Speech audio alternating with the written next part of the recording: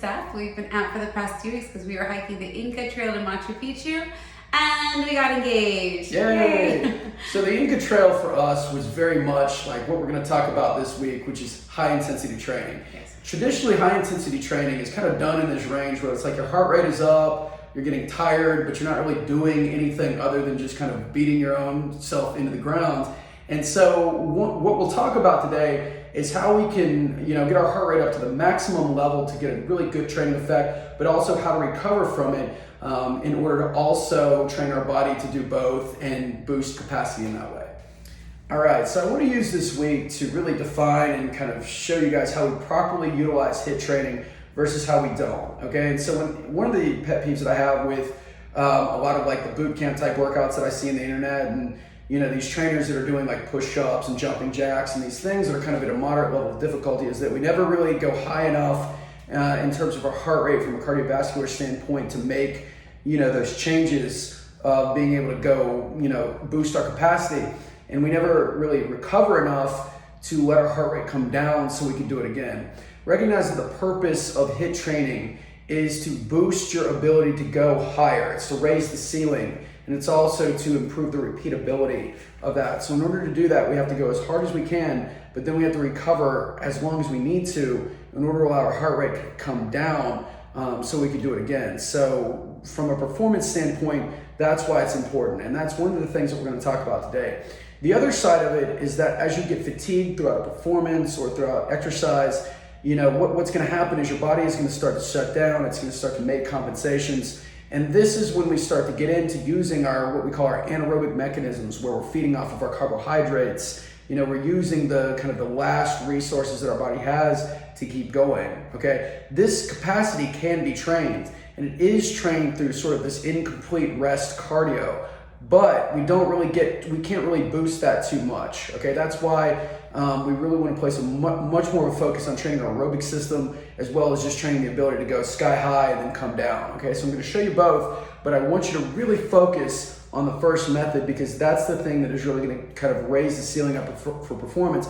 The second method I kind of look at is like our buffer zone. We only want to dip into it when we absolutely need to. So I'll include training for that maybe once a week, when I'm doing stuff with people, but again, focus on the first method, use the second method sparingly, but maybe use it once a week, or when you're doing, you want to just really, do a longer workout, get your heart rate up, that sort of thing. All right, so when we're talking about training to raise the ceiling, okay, I call this the power intervals because we're going to train as powerfully as you possibly can. We're going to move as fast as we can. We're going to jack our heart rate up as much as we possibly can. And we're going to breathe through our mouth. We're not really worrying about our breathing. We're just worrying about like getting it.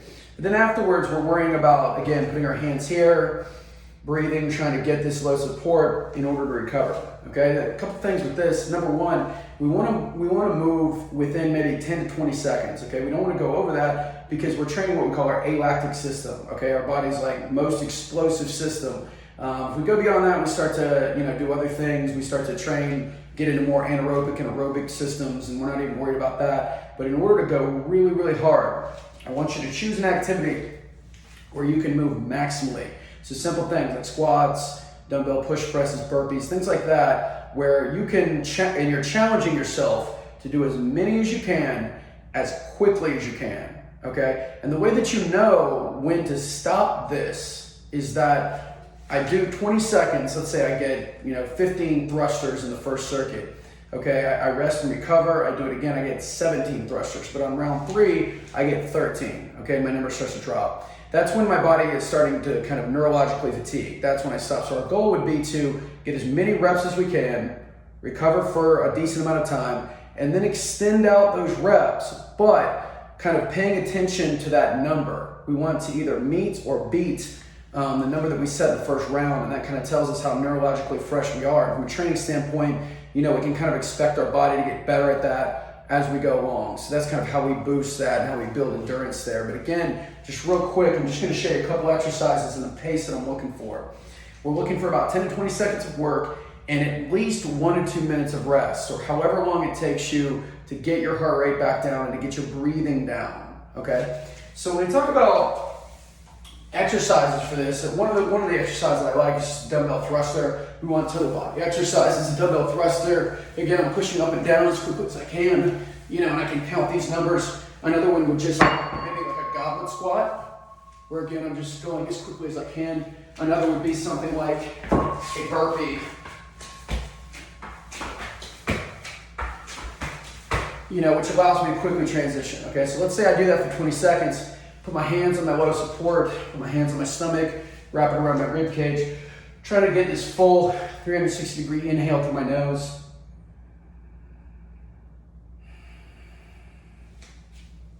Setting the clock for maybe 1 to 2 minutes to recover, however long it takes me to get my heart rate down. Again, I'd say begin with 2 to 3 rounds or however long it takes you, and then extend those out based upon the number that you get in your active work period. Okay, so this second one where we're kind of training, our anaerobic system is what I call the incomplete rest method. So we're going to go for about 30 seconds of work, followed by maybe 20 seconds of rest. And again, the goal is to go as hard as you can and then recover. And again, with this one, your numbers are going to drop off fast. You're going to be tired. I'm not so much looking for how many reps that you can do with each circuit. I'm just looking for the effort, and again, just extend it out. So, we want to pick maybe moderately hard exercises. So, our thrusters work. We could do more mobility-based movements like a downward dog push-up. I like to alternate between sort of upper and lower body exercises. So I could do like a push-up for around 30 seconds. I could rest for 20. Go to a squat. I could finish with a total body exercise like a burpee. Okay, and then maybe use that as a circuit. 30 seconds on, 20 seconds off of each. Maybe let my heart rate recover after that for about a minute or two. And then just repeat that several times.